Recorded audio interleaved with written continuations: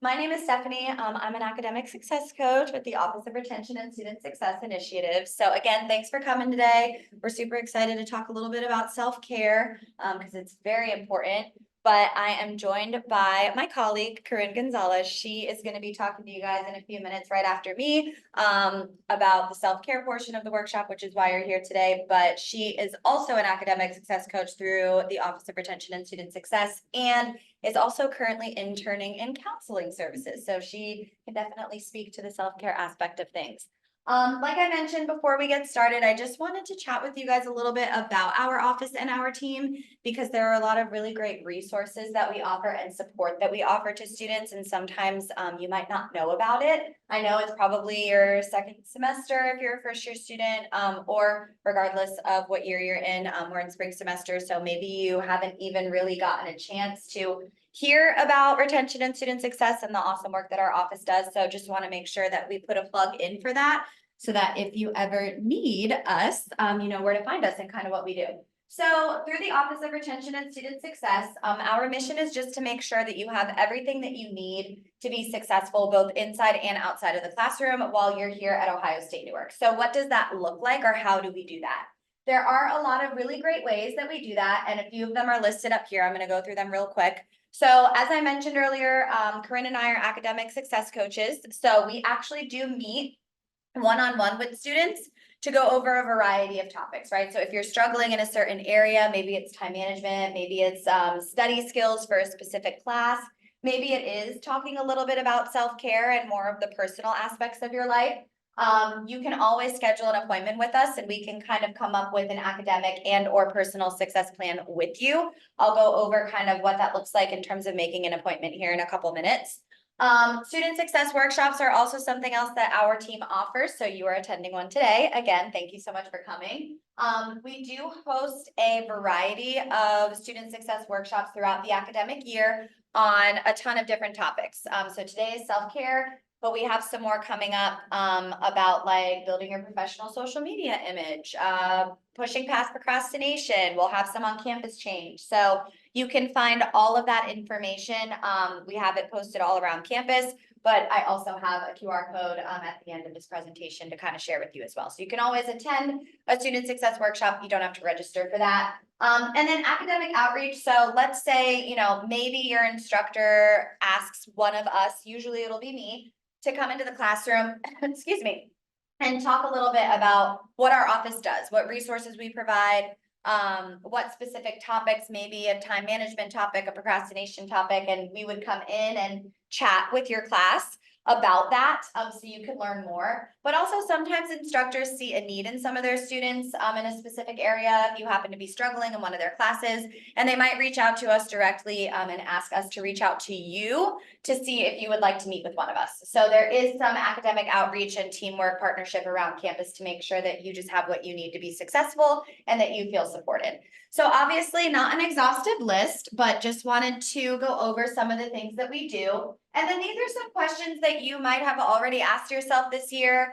Maybe you're thinking about it, or maybe you haven't, and it'll come down the road. But these are just some scenarios where you might think, okay, maybe I should reach out and meet with an academic success coach, right? So let's say you are wondering how you can be prepared to do well for the rest of the semester. Maybe you didn't do so hot on an exam and you just kind of want to figure out how to do better on the next one. But also maybe, and I know I mentioned earlier, it's spring semester, it's the second half of the academic year, but maybe there are some resources on campus that you're just not aware of. And you'd like to learn more. We can definitely connect you to other resources that could support you on campus, and then also advocate for you if needed as well. So if you've been thinking about any of these questions, or, you know, again, not an exhaustive list, definitely consider meeting with an academic success coach. And this is the rest of our team. So Coryn and I are up here, and then we have Jamie and Ashley as well. If you're in a learning community, Ashley probably looks very familiar to you. She coordinates and facilitates all of our learning community activities and classes. So you likely have her as your teacher in one of your learning community classes. Jamie is our director, and then of course Coryn mainly works a lot closely with students who are of a specific academic status. So if you're on academic probation or in the STAR or the Buckeye Roadmap to Academic Success program, you probably recognize Coryn. but we all meet with any and all students. So just remember that as well. Definitely take a picture of this screen, screenshot it, but this is how you would go about scheduling an appointment with one of us. If you ever feel like you need that extra layer of support. The easiest and quickest way is to do so through OnCourse, which is also the same way that you could schedule an appointment with your academic advisor. But if you ever have questions or aren't really sure where to start, you can always call or email us as well. We do offer both virtual and in-person appointments, so very flexible in terms of how you can attend. But yeah, just wanted to make sure that you guys know how to reach us, and then also where we're located. So all of our offices currently are located in the Warner Center, which is this building on the second floor. But if you're here next year, we will be actually across campus in the newly renovated Hodges Hall. So just wanted to let you know that. And then I also put up our QR code. This will take you directly to our website. So there's a lot of really great information about everything that we do in retention and student success, but there are also some cool and really helpful online resources like Student Lingo. There's a lot of self-paced modules on different topics that we cover in student success workshops, like time management, procrastination, self-care, those types of things that you can kind of just work through on your own and at your own pace.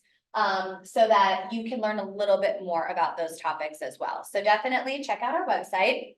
And then last but not least, just wanted to reiterate our location and our contact information so that if you need us ever or have any questions or need some extra support, you can always call or email us. And we are sort of working on a drop-in type of situation, but we have student employees upstairs in Warner room 214. So if you're ever looking for an academic success coach and you're not really sure where to start, you can stop by there as well and we can come grab you. So that is everything that I had. I'm going to switch it over to Coryn now, and she's going to talk about probably the reason why you're here, which is self-care. Alrighty. So, as Steph shared, I am Coryn Gonzales. I work as an academic success coach, but I'm also finishing up my master's program in social work. So I serve as an intern with counseling services. So I do serve as a counselor right now. And so I'm here on behalf of counseling services department. So we're going to talk a lot about filling up your cup, prioritizing self-care, which is really important as we are in this kind of long semester, it feels like. So to get us started, I want us to take a mindful moment. So we are going to take a moment, just 1 minute, to do a mini meditation. Let's take a big deep breath in through the nose. Out. Breathing, noticing how the body expands. As you breathe out, watching the body soften. You gently float the air. Rather than the mind being the breath, allow the breath to be the mind. Notice the sensation of the breath. Notice where you feel it in the body. You need to just gently place your hand on the stomach. Following that rising forward sensation. Nothing else to do. Allowing the thoughts to come down. Gently open the eyes. All right, so that was an easy 1 minute meditation. Doesn't take long at all to do some self-care. So that was through Headspace. They have a lot of free videos online. But if you're interested, they also have an app that you can download. I think it has a subscription service. So if you want to pay out of pocket for that, you can. But I found a lot of free videos online through their YouTube channel. So I wanted to bring us into this mode for self-care. And starting off with, what does self-care mean to you? Go ahead. I mean, in general, just like taking care of yourself and making sure you're healthy, make sure you're eating, Okay. like mentally there. Yeah, so taking care of your body physically and eating, and also taking care of your mind too. Awesome, I like that. Any other things about what self-care means to you? Break from the day. Taking a break from the day, yeah, taking those much needed breaks too. Okay. So I want to share with you what the official definition by the World Health Organization is on self-care. So I'm gonna read this and then we're gonna kind of talk about it. So the ability of individuals, families, and communities to promote health, prevent disease, maintain health, and cope with illness and disability with or without the support of a healthcare provider. Is that a definition you've ever heard before for self-care? It's too much. It's a lot, but self-care is important. Self-care not only is that definition, but it's active and ongoing. This isn't just a do it once kind of thing and be done for your self-care. This is something that we need to be doing all the time, taking care of our bodies.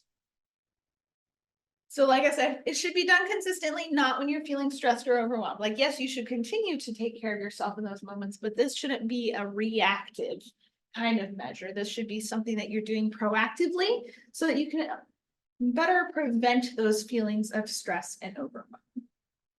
Additionally, it's not selfish to take care of you. I'm going to say that again. Self-care is not selfish. So a lot of people think that, well, I have too much to do. I have to take care of X, Y, Z and blah, blah, blah, but you can't help others if you can't help yourself. So remembering that you need to take care of yourself. It's like when you're on an airplane, they say, hey, put your face mask on first before helping others. That's what you should be doing for you. Additionally, self-care is multidimensional. It's not just one thing to do. And so not only is it your personal health, but it's the community health, and it's all these different factors that kind of determine your own health, right? So this is what I like to define as radical self-care. We should be engaging in radical self-care overall. So this is a definition of self-care. Now, why is self-care important? Tell me why, wait, tell me where you are on this stress curve right now. Where do you think you're at? Steph is smiling because she knows where we're at.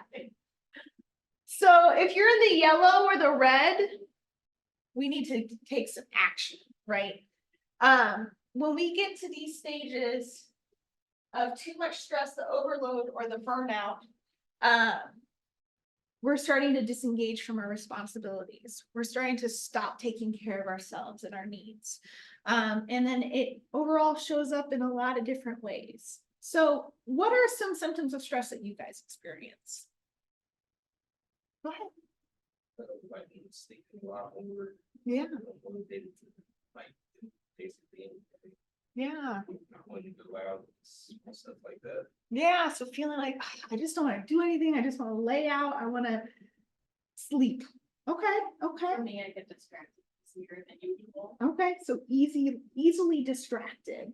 For me, I get a lot of physical symptoms. So I get really exhausted. I get migraines. And usually I become very irritable. So I have a lot of mood changes too. And so these are some of the symptoms of stress.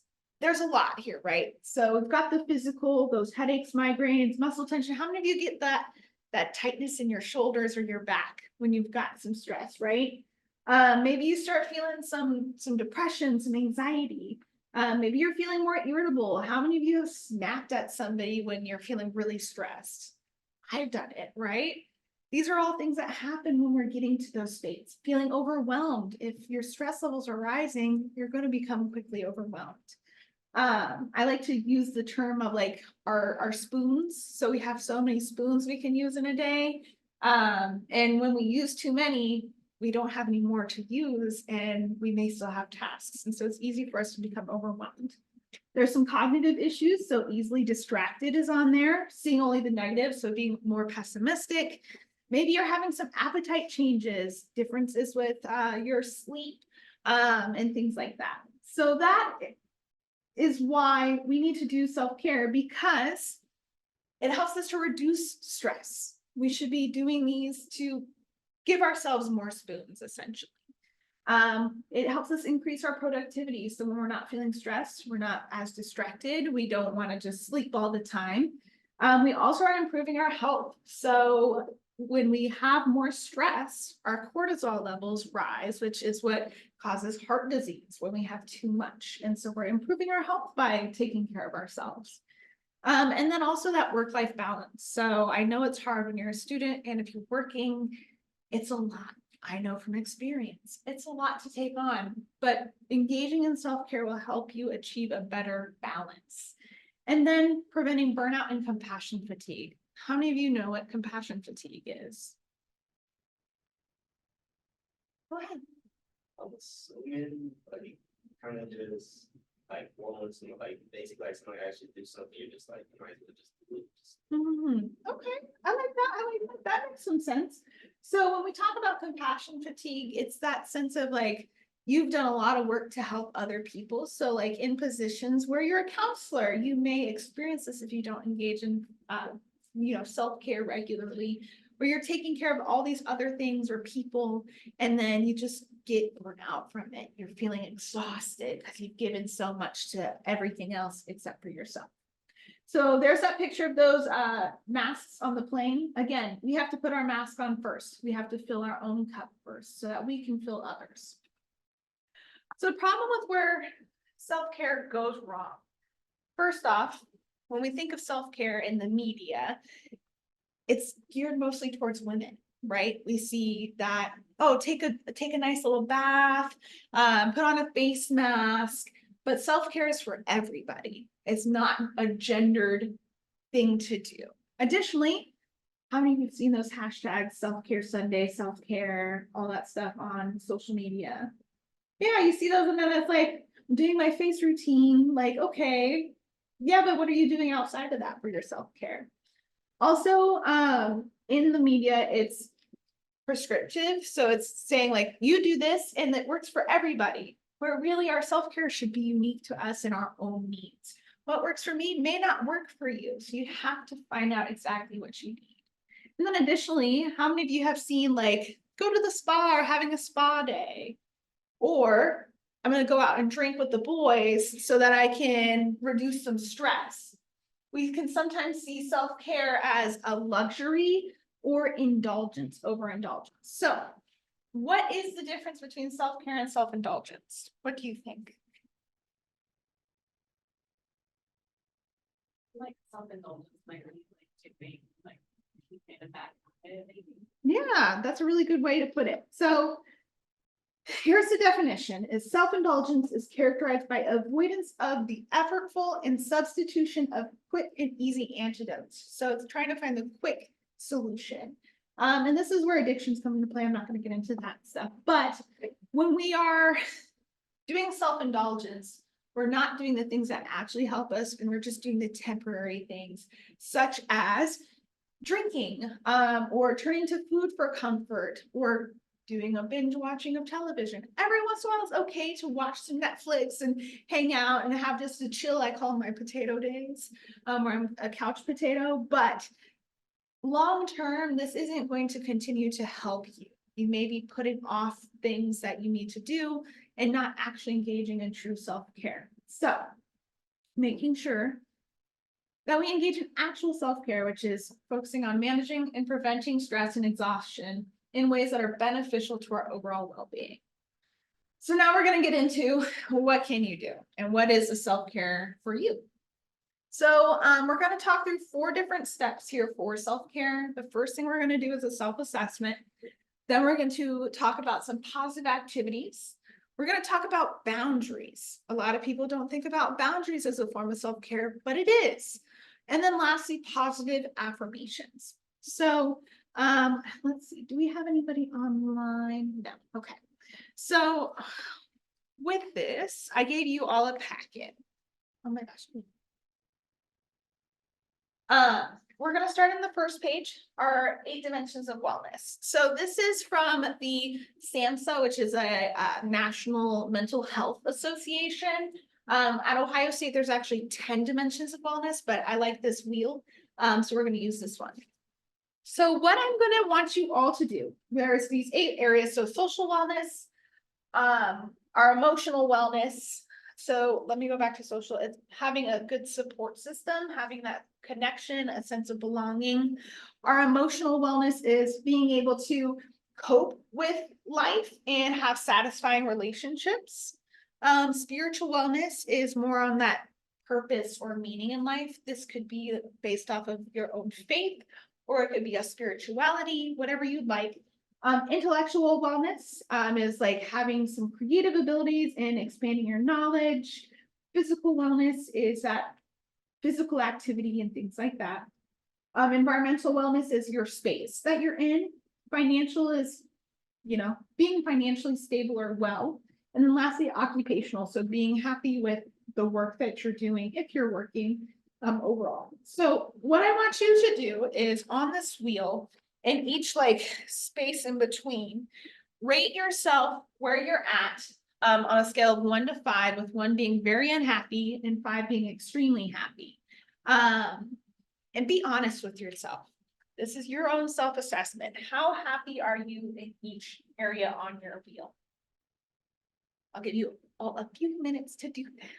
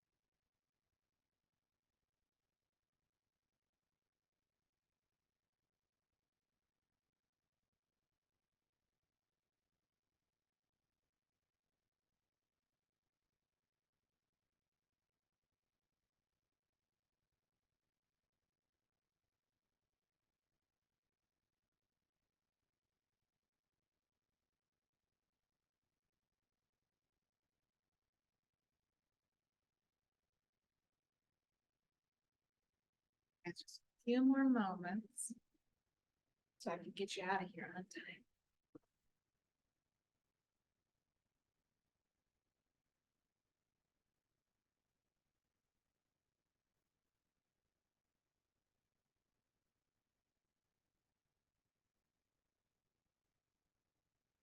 So while you are finishing up, thinking through where you rated yourself on the scale for each, think about the ones that are really high, 4s and 5s, and why you're at that level.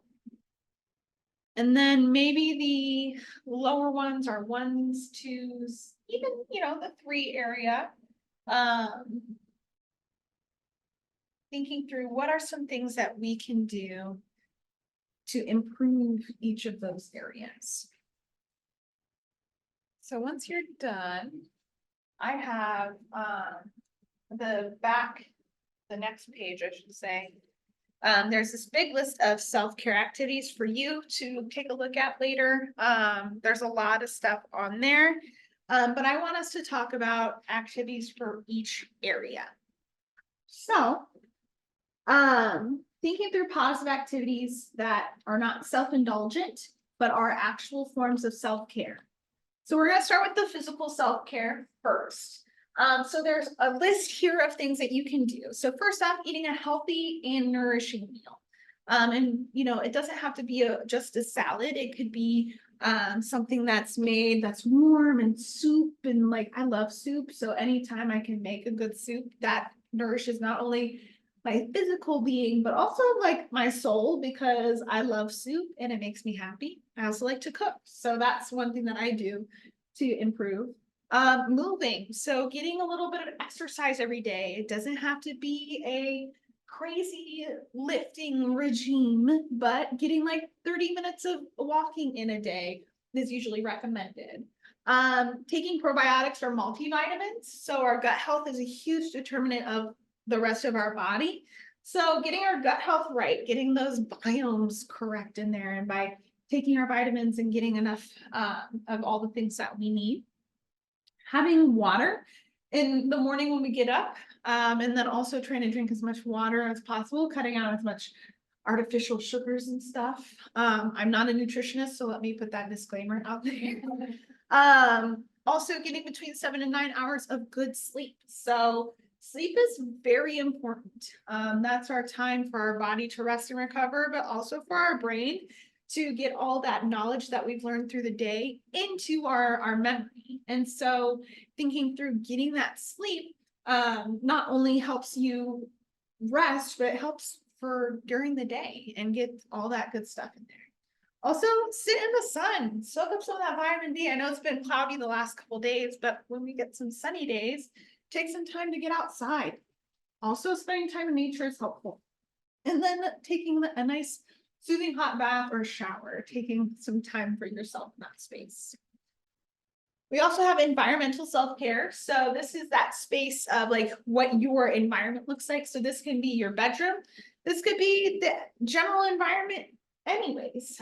So making your bed every morning, I'm not good at that, so I haven't, but if that's something that helps you, you know, making your bed, having it be nice and neat, that can be very helpful. Or getting some change of scenery. I always feel good when I take a little road trip, even if it's just like an hour or two away, because I know we ain't got all the money to be able to take all the crazy trips, but get a change of scenery. Go down the Hocking Hills. It's like an hour from Columbus, an hour and a half.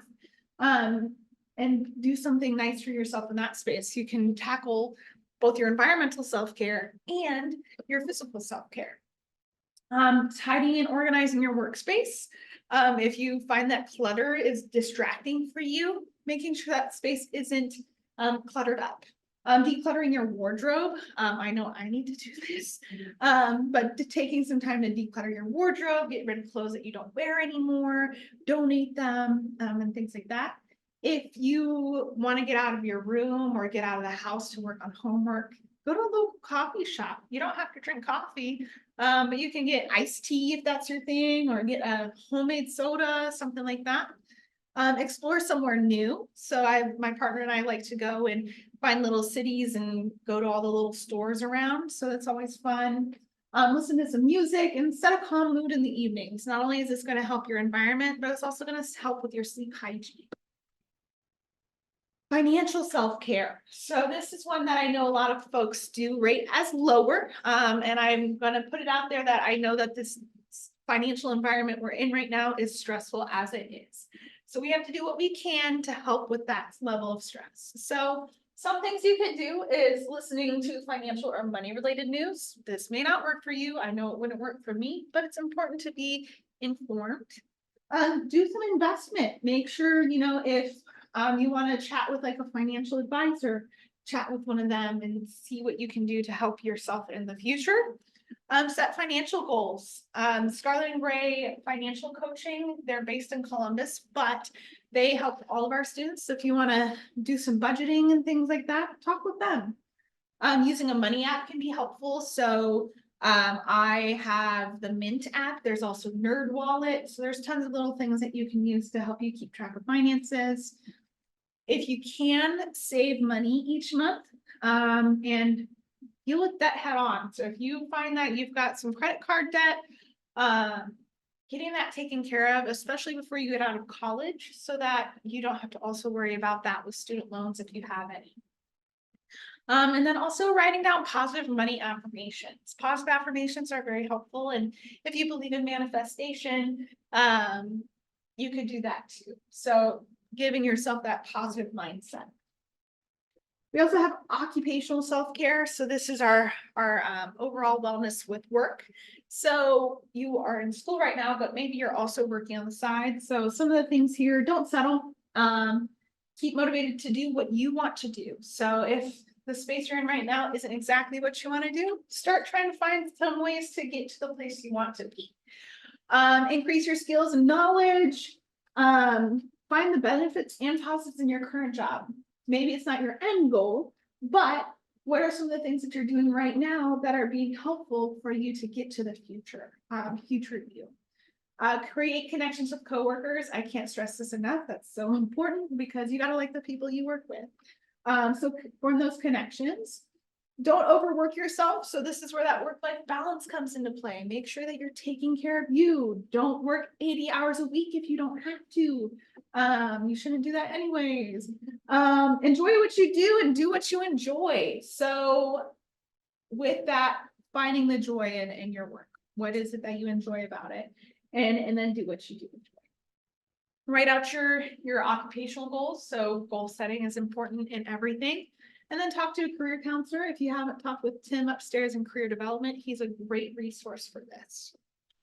We also have social self-care. So I know I'm listing off a whole bunch of things, but these are all important. So forming new personal and professional relationships, continuing to network, spend time with the people you love, friends, family, pets. If that's your jam, I have 2 cats at home. So those are the my family. Message a friend and tell them why you're grateful for them. Not only are you going to brighten their day, but then you're gonna be like, awesome, I feel good. I've talked to my friend.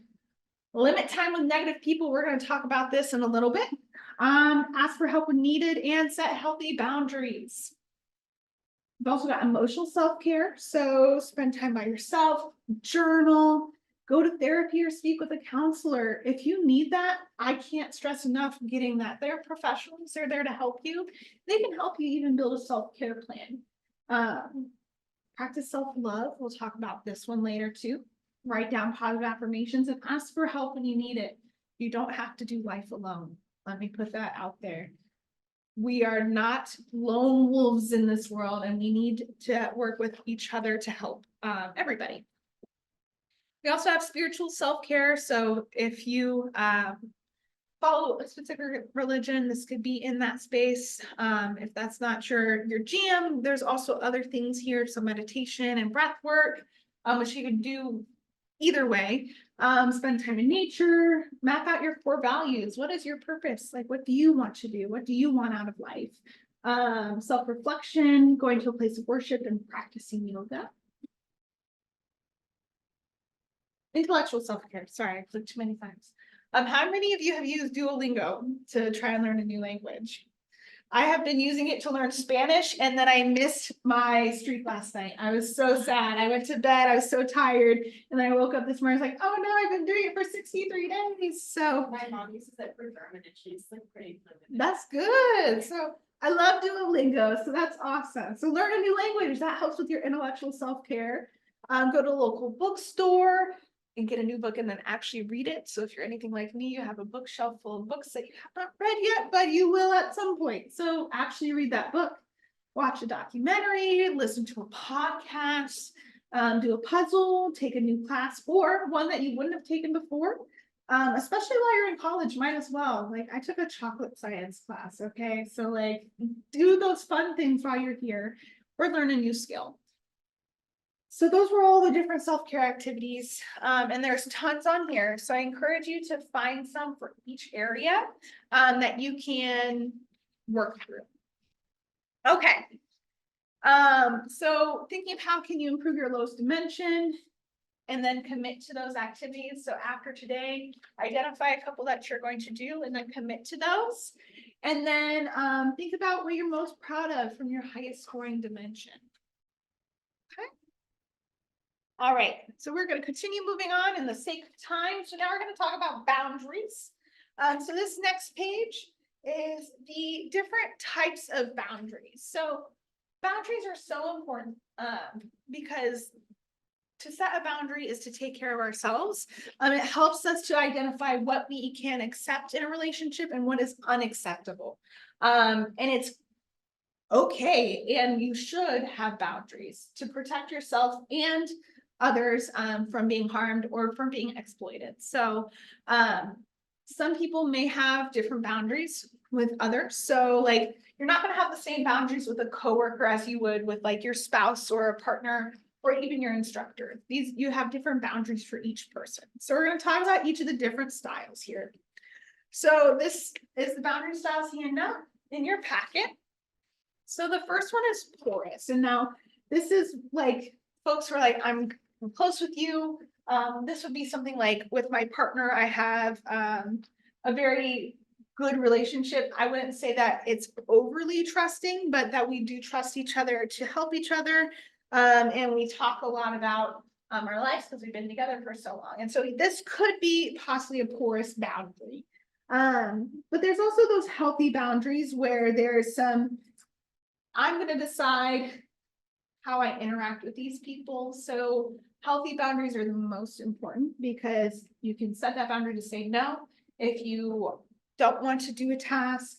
Not that, you know, if you're at work and this is something that's part of your job, you got to do it. But if somebody's asking you, for example, if you have a parent and they're saying, well, I need you to do X, Y, Z for me. And you're like, well, I literally don't have the time. I have to go to school, or like I have work scheduled. You can say no. And I know that's hard. Saying no is very hard sometimes if you're a people pleaser too. So being okay with saying no and knowing that no is a complete sentence. So looking at this, evaluate your boundaries you have with folks. I'm not going to go through all of them completely, but the healthy boundaries is going to be the best. This is the space that you want to be in. Rigid is those folks who are like pushing everybody away, right? So making sure that you aren't rigid, because it's important for our social and relationship wellness to have those healthy boundaries. Additionally, the next page is our personal Bill of Rights. Everybody gets this. We all have these rights as a person. So take a quick moment to read through those, or if any of them stick out to you. If any of them stick out to y'all.